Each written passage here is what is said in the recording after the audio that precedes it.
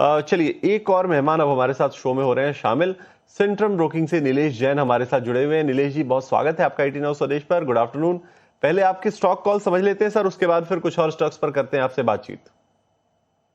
Very good afternoon you. देखिए, खरीदारी पर फोकस करके चल रहे हैं जिस हिसाब से आज अच्छा मोमेंटम हमें देखने को मिल रहा है। स्टॉक स्पेसिफिक अगर हम देखें तो रियलिटी काउंटर में एक अच्छा रिबाउंड हम देख रहे हैं, तो उसी स्पेस में डीएलएफ हमें पसंद आ रहा है, जहां पर सेटअप काफी स्ट्रॉन्ग नजर आ रहा है। पीछे कुछ दिनों से लगातार एक higher top and higher bottom formation भी बन रहा है। लॉन्ग बिल्डअप भी हो रहे हैं, यहाँ पर 3% से ज्यादा का हुआ इजाफा हुआ है, तो डीएलएफ को लॉन्ग करने की सलाह होगी। करंट लेवल पर इनकी सलाह होगी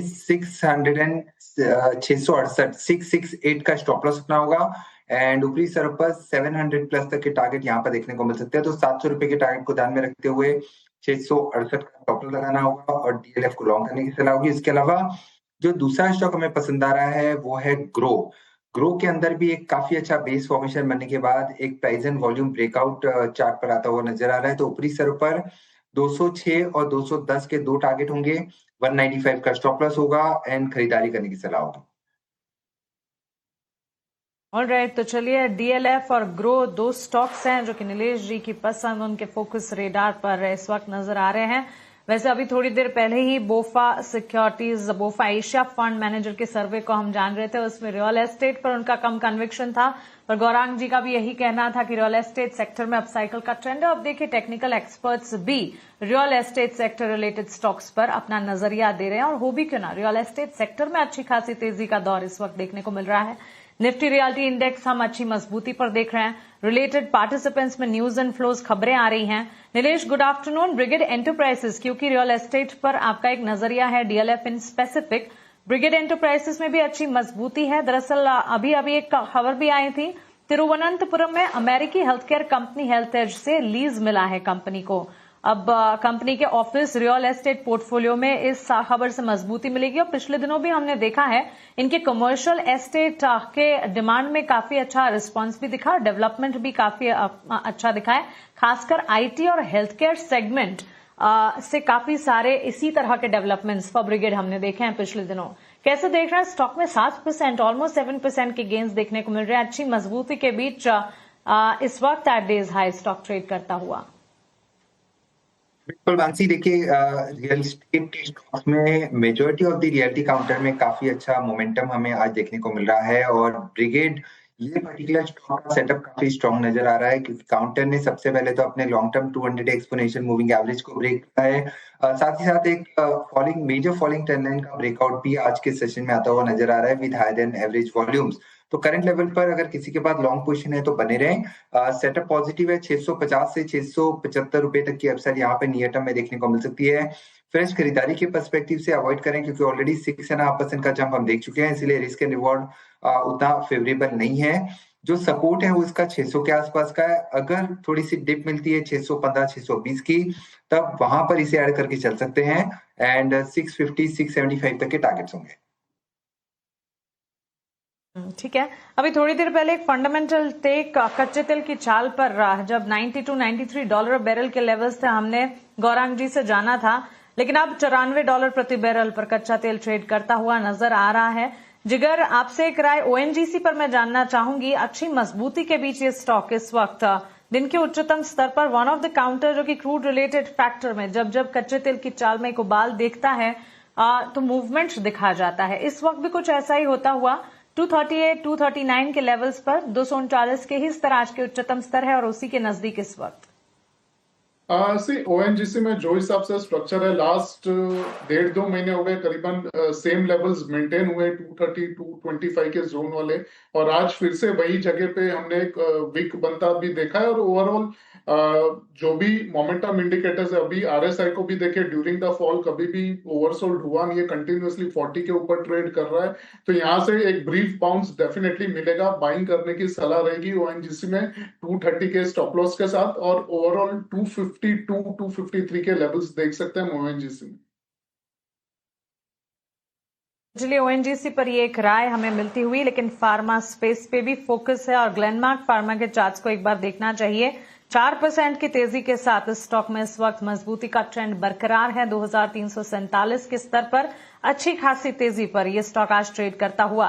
लेकिन इस तेजी के बूस्टर के पीछे की वजह क्या है, एक बार हमारी सहयोगी मेरिल डिसूजा से समझ लेते हैं। मेरिल, अब बताएं ग्लेनमार्क फार्मा की तेजी के पीछे के कारण क्या है? जी हाँ, ग्लेनमार्क फार्मा के शेयर्स में आज काफ़ी हलचल देखने को मिल रही है और इसका वजह है कंपनी को अभी मिला हुआ यूएसएफडीए से फ्लूटिकाजोन प्रोपियोनेट नेजल स्प्रे के लिए एक नया अप्रूवल। ये दवाई एक ओटीसी यानी over the counter nasal spray है और यूएस में इसे ग्लेनमार्क फार्मा की यूएस सब्सिडी डिस्ट्रीब्यूट करेगी। अब बात करते हैं इससे आने वाले कंपनी के लिए अपॉर्चुनिटी के बारे में। IQVIA डेटा के मुताबिक जून 2026 में एंड होने वाले एक साल में इस प्रोडक्ट की एनुअल सेल्स करीब $300 मिलियन तक की थी। यानी ग्लेनमार्क ने ये अप्रूवल पाके एक $300 मिलियन की यूएस मार्केट में एंट्री करने के लिए एक नया रास्ता बना लिया है। ये अप्रूवल कंपनी के रेस्पिरेटरी पोर्टफोलियो को और स्ट्रेंथन करेगी, वो भी यूएस जैसे एक रेगुलेटेड मार्केट में। तो ओवरऑल रेस्पिरेटरी सेगमेंट में ग्लेनमार्क की पोजीशनिंग लगभग लगातार मजबूत होती जा रही है और इसी के वजह से ये स्टॉक आज फोकस में है। चलिए, तो यूएसएफडीए की तरफ से कंपनी के प्रोडक्ट्स को जो मंजूरी मिलती दिखी है उससे सपोर्ट, और ये सपोर्ट हम देख रहे हैं ऑलमोस्ट 3 से 4% की तेजी पर रिफ्लेक्ट होता हुआ। नीलेश जी, क्विक टेक आपसे जानना चाहेंगे, ग्लेनमार्क फार्मा तेजी के पीछे की वजह है पॉजिटिव न्यूज एंड फ्लोज और अप्रूवल रिलेटेड पॉजिटिविटी जो कि स्टॉक पर इस वक्त नजर आ रही है। बिल्कुल मानसी, देखिए सेटअप भी पॉजिटिव है। आज के सेशन में लगभग 8% का हुआ इजाफा हुआ है और टेक्निकल स्ट्रक्चर की अगर हम बात करें तो एक ब्रेकआउट भी यहाँ पर आता हुआ नजर आ रहा है। आज के दिन के लोएस्ट लेवल की अगर हम बात करें तो लगभग आपने 50 डे मूविंग एवरेज को टेस्ट करके यहाँ पर रिबाउंड हम देख रहे हैं। तो ऊपरी स्तरों पर 2380 से 2400 तक की अपसाइड यहाँ पर कंटिन्यू हो सकती है। किसी के पास अगर लॉन्ग पोजीशन है तो 2280 के स्टॉप लॉस से बने रहें। फ्रेश खरीदारी अगर थोड़ी सी डिप मिलती है तब यहाँ पर करके चल सकते हैं। चलिए ठीक है, ये राय आपको ग्लेनमार्क फार्मा के ऊपर मिलती हुई। 1.5 मिनट का समय, एग्जैक्टली 90 सेकंड का समय बचा है क्लोजिंग में एफएनओ स्टॉक्स की कैश मार्केट में। यानी एफएनओ स्टॉक्स जो कैश मार्केट में ट्रेड आप कर रहे हैं तो 90 सेकंड तक ही आप ट्रेड कर पाएंगे। उसके बाद सीएस का सेशन शुरू होगा और फिर आप सीएस के सेशन में पार्टिसिपेट कर पाएंगे। तो 1.5 मिनट का समय यहाँ बचा है। चलिए जरा एक काम करते हैं। देखिए वैसे तो मजबूती बरकरार है, थोड़ी सी हल्की आप समझिए प्रॉफिट बुकिंग ऊपरी स्तरों से देखने को मिल रही है। निफ्टी बैंक अब 250 अंक नीचे ऊपर रह गया है। करीब 350 अंकों की तेजी थी जब हमने शो की शुरुआत की थी। निफ्टी 50 140 अंक ऊपर है, 160-70 अंक ऊपर ये भी था। तो थोड़ा सा हल्का सा एक दबाव आ रहा है, लेकिन इतना कोई परेशान करने वाली बात नहीं। एचडीएफसी बैंक मजबूती के साथ बाजार को कर रहा है आज सपोर्ट। मेटल्स शेयरों का अगर थोड़ा सा साथ मिल जाता तो शायद 200 पॉइंट ऊपर अभी हम होते यहां से। चलिए खैर कोई बात नहीं, बाजार में ये सब चीजें तो चलती रहती हैं। एक काम करते हैं, स्टॉक्स पर आते हैं, वापस लौटते हैं और कुछ अच्छे स्टॉक्स को चुनते हैं जहां देखते हैं एक्शन अच्छा बन रहा है। एक राय मुझे एलेकॉन इंजीनियरिंग के ऊपर भी चाहिए। 5% के आसपास की तेजी है इस स्टॉक के अंदर। बेहतरीन तेजी देखने को मिल रही है, ठीक ठाक वॉल्यूम भी हुए हैं। अगर आप इसके एवरेज वॉल्यूम से देखेंगे तो ज्यादा ही है, मंथली एवरेज वॉल्यूम से ज्यादा ही तेजी देखने को मिली। अच्छा, ये स्टॉक बहुत ज्यादा कोई परफॉर्मर रहा नहीं है पिछले 3 महीने में। देखिए आप 7-7.5% का नेगेटिव रिटर्न ही दिया है। तो एक बार जरा इसे चेक करा लेते हैं, क्या कोई साइंस ऑफ रिवर्सल दिख रहे हैं क्या? जिगर जी, क्या राय आपकी बनती है एलेकॉन इंजीनियरिंग? जरा एक बार चार्ट्स को चेक कीजिए। डेफिनेटली बाय बन रहा है यहाँ पे, बिकॉज रिसेंटली जो हमने सिमिलर काइंड ऑफ बॉटम देखा था एग्जैक्टली प्रीवियस डिमांड जोन या फिर आप ब्रेकआउट जोन कह सकते हैं, करीबन अप्रैल 2026 वाला है। और हाल फिलहाल में जो मोमेंटम इंडिकेटर्स है वो भी आरएसआई में हमें एक डाइवर्जेंस सॉर्ट ऑफ दिख रहा है। एग्जैक्टली तो नहीं है बट एग्जैक्टली डाइवर्जेंस हमें दिख रहा है, इसमें मैकडी में भी दिख रहा है। तो कहीं ना कहीं इसमें ओवरऑल एक बाउंस वापस से हमें दिखेगा। इसमें आज के पर्टिकुलर दिन में करीबन 5% का तो गेन्स हमने देखा है। तो थोड़ा सा नीचे लेने की ट्राई करें, करीबन 445 450 के जोन में। स्टॉप लॉस जो रहेगा 430 के नीचे रहेगा और मोटा मोटी एंड ग्रेजुअली मुझे लगता है कि 490 485 तक के लेवल्स हमें देखने को मिलेंगे एलिकॉन। ठीक है, तो ये राय आपको 490 495 तक के लेवल्स आपको देखने को मिलेंगे। यहाँ पर आपको नजर बनाकर रखना ही चाहिए। चलिए कुछ और स्टॉक्स की करते हैं बातचीत, क्योंकि अब देखिए जो कैश की क्लोजिंग है एफएनओ वाले स्टॉक्स की वो हो चुकी है। तो जरा एफएनओ वाले कुछ शेयरों पर नजर डालते हैं एक बार और देखते हैं कि वहां क्या एक्शन देखने को मिल रहा है एफएनओ वाले शेयरों में। एफएनओ वाले शेयरों में देखिए आज एमसीएक्स में भी ठीक ठाक एक्शन देखने को मिला है। आप देखिए वहां पर भाव जो है वो 3100 के ऊपर के अब निकलते हुए नजर आ रहे हैं। 5% की तेजी यहां पर देखने को मिल रही है। सीएस का सेशन इसके लिए शुरू हो चुका है। एक बार जरा एमसीएक्स को चेक कराते हैं क्योंकि लंबे गिरावट के दौर से गुजरा है ये शेयर और अब जो है वो रिकवरी शानदार देखने को मिल रही है। क्योंकि देखिए पिछले 3 महीने के अंदर अब जो अगर आप रिटर्न देखेंगे तो अभी भी 9% नेगेटिव दिखेंगे, लेकिन अब रिकवरी पिछले 1 महीने के दौरान 10-11%, 12% की हो चुकी है। आज अच्छी खासी तेजी के साथ और फ्यूचर्स में भी देखिए प्रीमियम ठीक ठाक नजर आ रहा है। एक राय लेते हैं नीलेश जी, जरा एक बार एमसीएक्स को चेक कीजिए, बताइए क्या राय आपकी बनती है। बिल्कुल, देखिए काफी बेहतरीन चार्ट स्ट्रक्चर है यहाँ पर एमसीएक्स का। एक अच्छा बेस फॉर्मेशन हमने कुछ समय पहले बनता हुआ देखा। उसके बाद अब सारे short term long term moving averages के ऊपर ही काउंटर निकल चुका है और जिस हिसाब से ब्रेकआउट है ऐसा लग रहा है कि काउंटर यहाँ से 3250 से 3400 तक की ट्रेजेक्टरी में जाता हुआ नजर आ सकता है। तो किसी के पास है तो बने रहे, 3000 के स्टॉप लॉस से फ्रेश खरीदारी भी गिरावट पर यहाँ पर करके चल सकते हैं। ठीक है, ये राय होगी एमसीएक्स को लेकर। एक और जरा शेयर लेकर आइए, कार ट्रेड में लगभग हम देखते हैं कि 4% के आसपास की तेजी है। डे हाई से थोड़ा सा ये नीचे जरूर आया है, लेकिन अभी भी लगभग 2900 रुपए के भाव के आसपास आपको इसमें ट्रेड होता हुआ नजर आएगा। राय क्या होगी आपकी इसको लेकर जिगर भाई? कार ट्रेड में क्या ट्रेड लेना है? सिर्फ ट्रेड ही बन रहा है यहाँ पे लॉन्ग टर्म, या फिर आप पोजिशनल व्यू तो नहीं बैठ रहा, बट हाँ 1-2 दिन का व्यू लेके डेफिनेटली बाय बनेगा इसमें।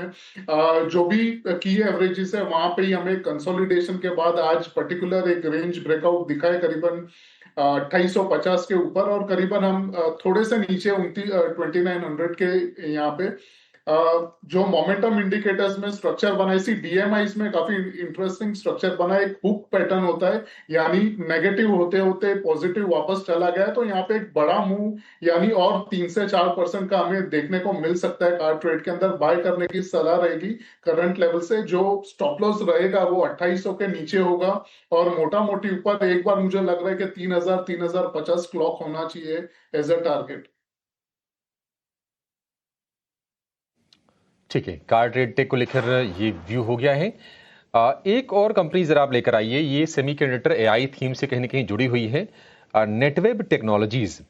और ईयर टू डेट 75% के तगड़े रिटर्न्स शेयर ने दिए हैं और इसमें अगर आप लेवल्स देखेंगे तो आज ये नई ऊंचाई पर जाकर ये शेयर आपको कारोबार करता हुआ नजर आएगा।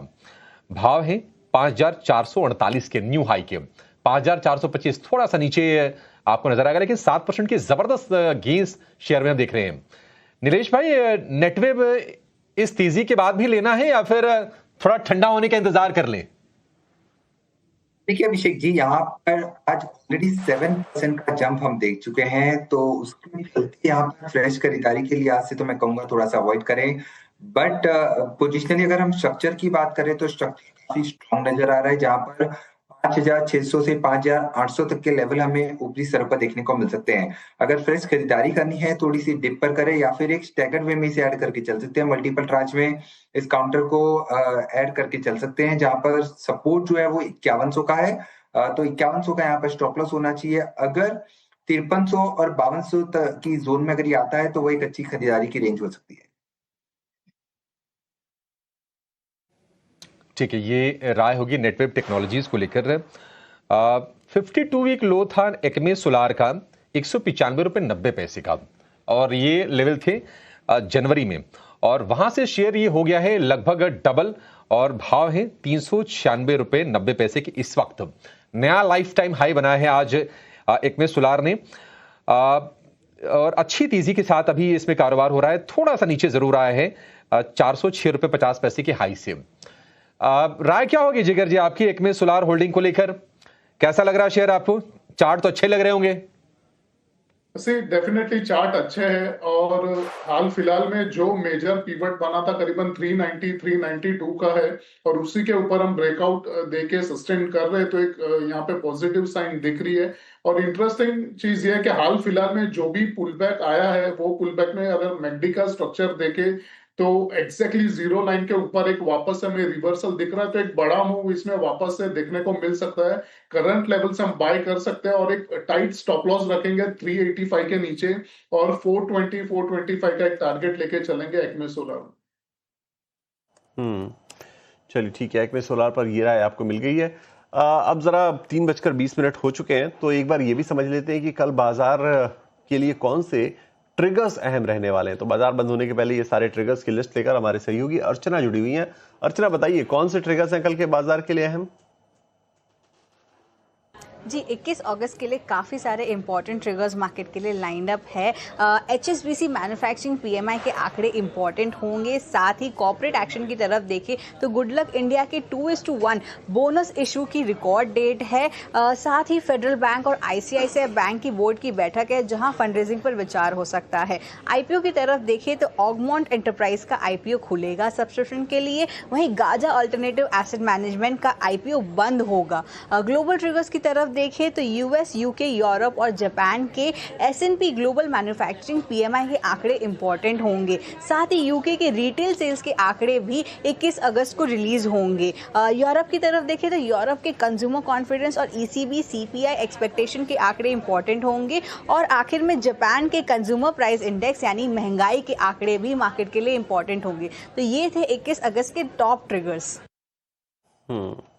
चलिए, बहुत शुक्रिया अर्चना इन तमाम टॉप ट्रिगर्स को हमारे सामने लेकर आने के लिए, बताने के लिए कि कहाँ क्या एक्शन देखने को मिलेगा कल के बाजार में।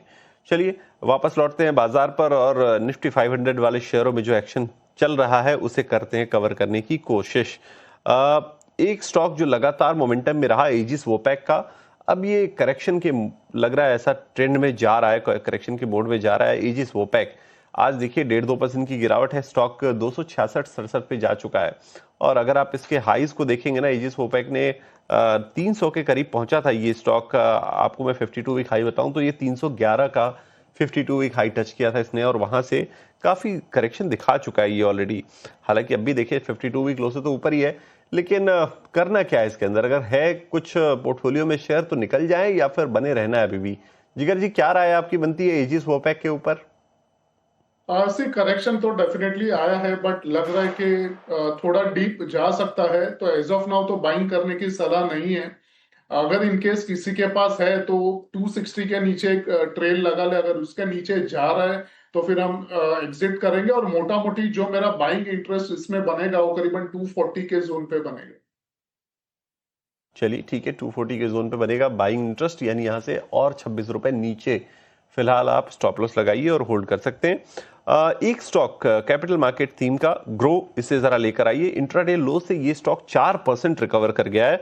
इसका आज का इंट्राडे लो 193 का था और वहां से अब ये 200 के ऊपर 201 पर पहुंचता हुआ नजर आ रहा है। देखिए एक शानदार रिकवरी पूरे दिन के दौरान बनती हुई नजर आई है इसके अंदर। एक बार जरा इसको चेक करा लेते हैं ग्रो। नीलेश जी, एक बार जरा चेक कीजिए, बताइए जरा कि क्या करना है यहाँ पर, क्या नई एंट्री भी की जा सकती है? बिल्कुल, देखिए अभी कुछ समय पहले हमने खरीदारी करने की सलाह दी हुई है। 200 के आसपास 195 का स्टॉप लॉस है, 206 एंड 210 ये दो टारगेट्स हैं। मेरे ख्याल से यहाँ पर थोड़ी सी डिप पर या फिर करंट लेवल पर भी ऐड करके चल सकते हैं एज अ BTST कैंडिडेट, या फिर शॉर्ट टर्म के लिहाज से सेटअप पॉजिटिव नजर आ रहा है और सारी मूविंग एवरेजेस के ऊपर फिलहाल ही काउंटर निकल चुका है। तो उसके चलते यहाँ पर बिल्कुल फ्रेश खरीदारी के पर्सपेक्टिव से भी लॉन्ग टेल लेके चल सकते हैं। चलिए ठीक है, ये राय ग्रो के ऊपर हो गई।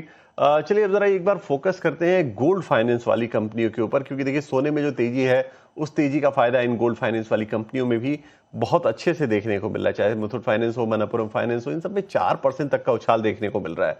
और आज तो गोल्ड फाइनेंसिंग के सेक्टर में एक और कंपनी ने एंट्री का ऐलान कर दिया, AB कैपिटल ने भी। तो ओवरऑल मामला क्या है, ये पूरा सेक्टर कैसा कर रहा है, क्या फायदा मिल रहा है, तेजी क्यों आई है, इन सारी चीजों पर रिसर्च लेकर हमारे सहयोगी व्रतिक जैन जुड़े हुए हैं। व्रतिक, बताइए क्या कहती है आपकी रिसर्च? जी हाँ, तो बात करते हैं गोल्ड लोन फाइनेंसेस की, तो हमें गोल्ड लोन फाइनेंस में एक अच्छी खासी तेज़ी दिखने मिली है। बात करें मुथूट फाइनेंस की, मनप्पुरम फाइनेंस की, सीएसबी बैंक में, सभी में हमें एक अच्छी खासी तेज़ी देखने मिली है, जिसकी मुख्य वजह गोल्ड प्राइसेस का रैली होना इंटरनेशनल मार्केट्स में। इंटरनेशनल गोल्ड प्राइसेस की बात करें तो वो लगभग 2 मंथ के हाई पे पहुंच गए थर्सडे के सेशन में। स्पॉट गोल्ड की बात करें तो वो जंप हो गया लगभग $4,526 पर आउंस पे, जो कि एक हाईएस्ट लेवल है 2 जून से। सरप्राइज जो आया है वो है यूएस ट्रेजरी लिक्विडिटी, जिसके सपोर्ट के चलते हुए हमें यूएस यील्ड्स में अच्छा खासा पुश देखने मिला, जिसकी वजह से डॉलर नीचे आ गया और जिसके कारण हमें गोल्ड प्राइस में एक अच्छा खासा सपोर्ट दिख रहा है। अब गोल्ड फाइनेंस स्टॉक की राइजिंग के लिए बात करें तो हायर गोल्ड प्राइस इंक्रीज करता है, आपको जो प्लेज आप करते हो कोलैटरल उसकी वैल्यू बढ़ जाती है। हायर गोल्ड प्राइस के कारण बोरोवर को जो होता है वो लेस ज्वेलरी रखनी पड़ती है सेम लोन अमाउंट के लिए, तो इससे गोल्ड एज अ बोरोवर और एज अ लेंडर दोनों को फ़ायदा हो रहा है।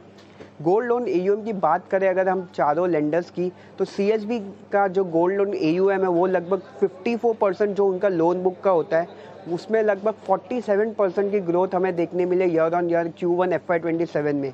मुथूट फाइनेंस की बात करें तो वहाँ पे हमें 44% की ग्रोथ देखने मिले उनके गोल्ड लोन एयूएम में। मनप्पुरम फाइनेंस की बात करें तो उनके गोल्ड लोन एयूएम में हमें 98% की ग्रोथ देखने मिली है। IIFL फाइनेंस की बात करें तो उनके गोल्ड लोन एयूएम में हमें लगभग 111% की ग्रोथ देखने मिली है। और इसी के चलते आदित्य बिरला कैपिटल की आज फाइलिंग आई थी, वहाँ पे वो एंट्री कर रहे गोल्ड लोन सेगमेंट में, जिससे वो अपना सिक्योर लेंडिंग का जो पोर्टफोलियो वो और बढ़ा रहे हैं। वो प्लान कर रहे लगभग 1000 गोल्ड लोन ब्रांचेस प्लान कर रहे हैं नेक्स्ट 3 साल में, और वो टारगेट कर रहे 200 से 300 डेडिकेटेड ब्रांचेस बाय मार्च 2027। और अगर हम रिटर्न्स देखें, 1 साल का रिटर्न्स देखें तो मुथूट फाइनेंस ने लगभग 11% का रिटर्न दिया है, मनप्पुरम फाइनेंस ने लगभग 31% का रिटर्न दिया है, और सीएसबी बैंक ने लगभग 20 नेगेटिव रिटर्न दिया 20% का, और IIFL फाइनेंस ने लगभग 36% का रिटर्न दिया 2026 में। तो ये था गोल्ड लोन। ठीक है ऋतिक, बहुत शुक्रिया ये सारी की सारी जानकारी देने के लिए। तो आज हम देख रहे हैं कि गोल्ड फाइनेंसिंग वाले शेयर चल रहे हैं, और AB कैपिटल ये गोल्ड फाइनेंसिंग के क्षेत्र में उतर रही है कंपनी, और इसका बेनिफिट आज हमने AB कैपिटल को मिलते हुए देखा। 400 रुपए के ऊपर ये शेयर टिकने में कामयाब है। लेकिन एक शेयर के बारे में जरा राय लेते हैं। लोअर लेवल से बाइंग अच्छी आई है, थोड़ा लंबी अवधि का अगर आप चार्ट देखेंगे तो नुकसान तो बहुत कराया है। हम बात कर रहे हैं जी एंटरटेनमेंट की, 108 रुपए के भाव है और लगभग 6% की तेजी है। अभी रिसेंटली इनको सीबी वाले मामले में सेट से एक कंडीशनल राहत भी मिली थी, और हमने देखा कि फिर शेयर में थोड़ा उत्साह बढ़ रहा है 6% ऊपर। जिगर भाई, ट्रेड जी एंटरटेनमेंट में बन रहा है या फिर अवॉइड करें? थोड़ा हाई बीटा स्टॉक है, थोड़ा वोलेटाइल रहता है ये। डेफिनेटली अवॉइड करना चाहिए। रीजन ये है कि लास्ट 3 अगर देखें 3 टॉप जो बने रिसेंटली वीकली स्ट्रक्चर पे 118 119 है, जब तक वो नहीं निकलेगा वीकली चार्ट पे तब तक एक फ्रेश ट्रिगर नहीं होगा यहाँ पे। तो मेरा यही मानना है कि जिसके पास भी है वो करंट लेवल से 115 118 के जोन में प्रॉफिट बुक करे। ठीक है, ये राय होगी जी एंटरटेनमेंट के शेयर को लेकर। एक क्विक व्यू नीलेश जी, पीवीआर आइनॉक्स पर दीजिए। BTS ट्रेड लेना है क्या इसमें? को लेके चल सकते हैं। यहाँ पर 1190 का स्टॉप लॉस होगा एंड 1240 1255 ये 2 टारगेट के लिए यहाँ पर एक BTS ट्रेड लेके चल सकते हैं।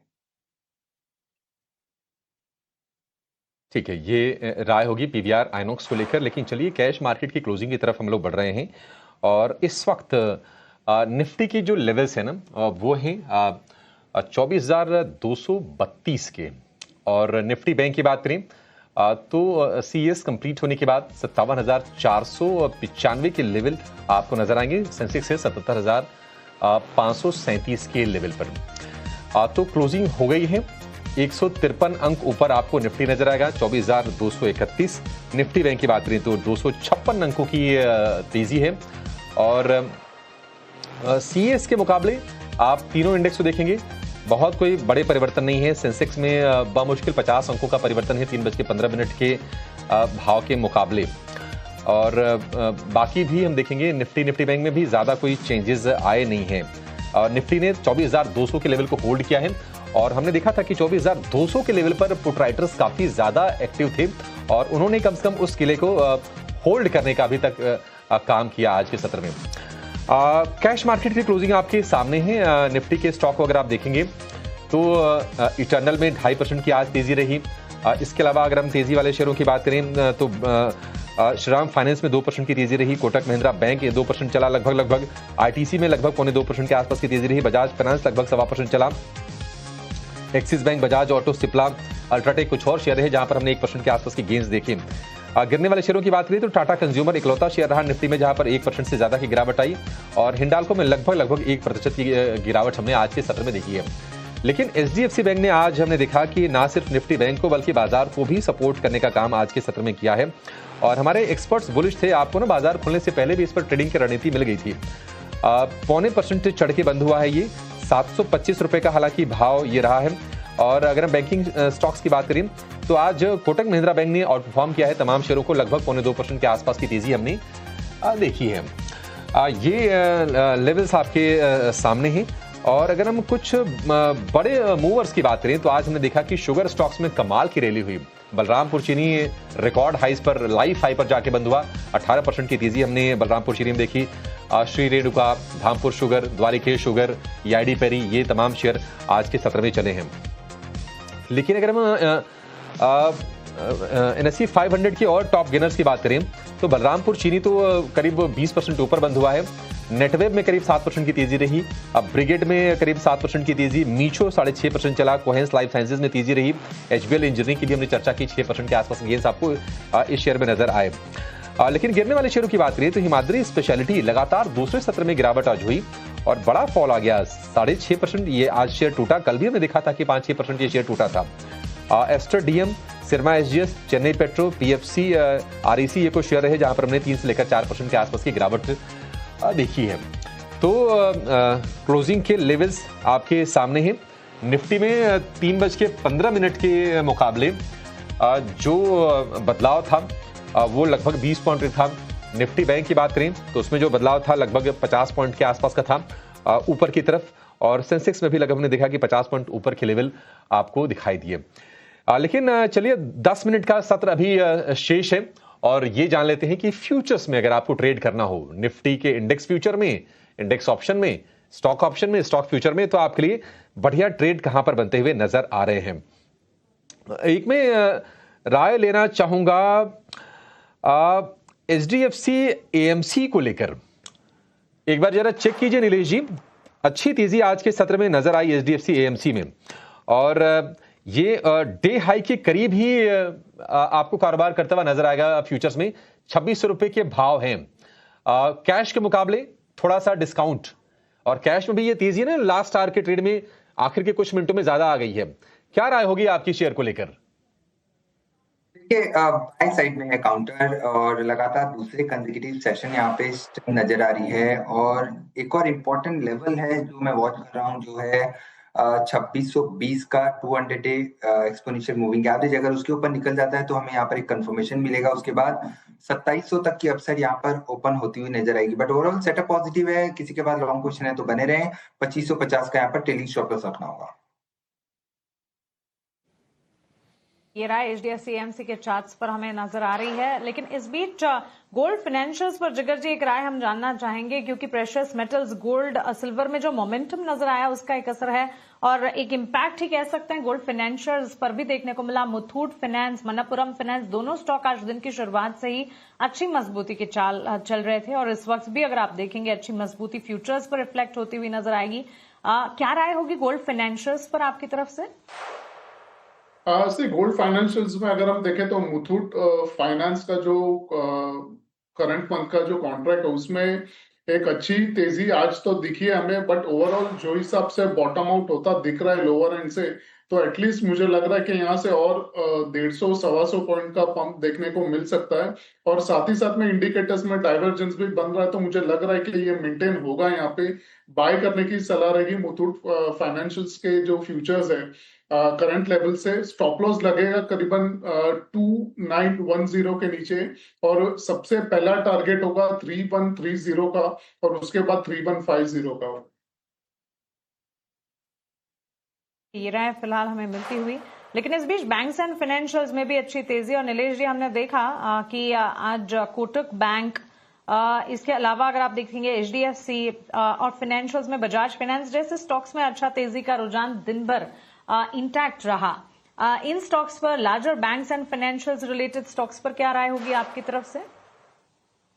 Well Mansi, larger banks, private sector bank की स्पेस की अगर हम बात करें तो कोटक महिंद्रा बैंक में अच्छा मूव हमने आज देखा, तो सेटअप वहां पर पॉजिटिव है। 405-410 तक की अपसाइड हमें देखने को मिल सकती है।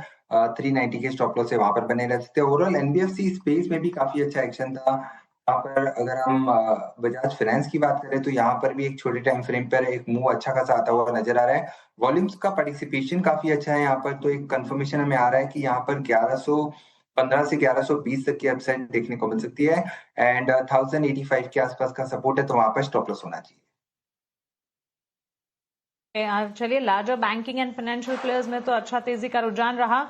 Cash segment related banking stock ही है, लेकिन कर्नाटका बैंक का स्टॉक भी क्लोज होते होते अच्छी तेजी दिखा गया। ऑलमोस्ट 4% की गेन्स के साथ वहां पर भी कामकाज हमने देखा।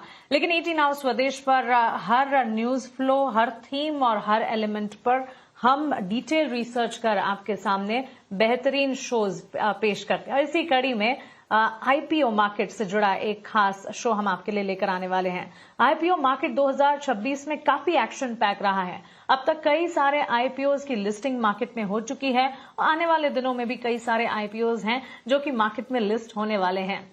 जो आईपीओ की लिस्टिंग होती है उस पर भी पैनी नजर होती है हमारी, और यहां से आगे नए आईपीओज में कहां पर आपके लिए कमाई के मौके बन सकते हैं, इस पर विस्तार से बातचीत होगी हमारे खास शो आईपीओ के धुरंधर में। और ये शो कल यानी कि शुक्रवार को 12:27 पर आपके लिए हम लेकर आएंगे। तो आईपीओ मार्केट में 2026 का पूरा एक्शन, अब तक का और आने वाले एक्शन पर चर्चा इस खास शो में आपके लिए। देखना न भूलें हमारी ये खास पेशकश आईपीओ के धुरंधर।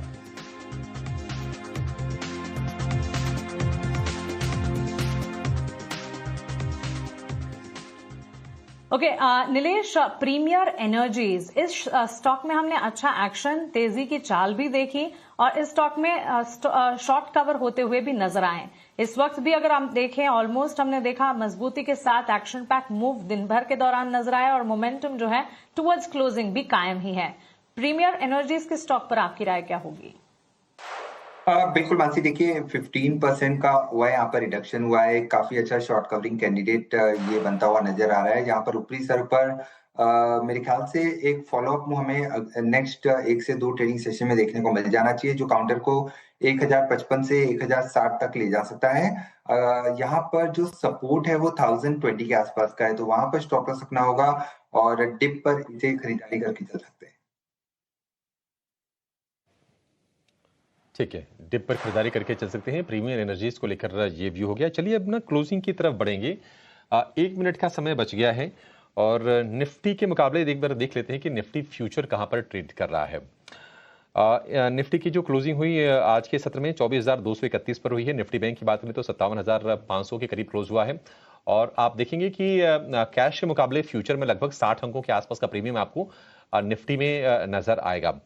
निफ्टी बैंक की भी स्थिति जरा एक बार लेकर आइए कि कितना प्रीमियम है निफ्टी बैंक में। निफ्टी बैंक फ्यूचर में निफ्टी बैंक स्पॉट के मुकाबले तो लगभग 150 पॉइंट के आसपास का प्रीमियम है और आज आधे % की गेंस के साथ आपको निफ्टी बैंक की कैश के सेगमेंट की क्लोजिंग हुई है। तो ठीक ठाक सत्र रहा। आज रिकवरी वाला हमने थोड़ा माहौल देखा।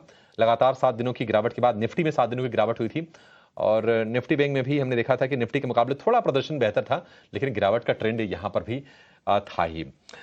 लेकिन आज अगर हम फ्यूचर्स की बात करें तो बढ़िया गेन आज हमने एमसीएक्स के शेयर में देखा।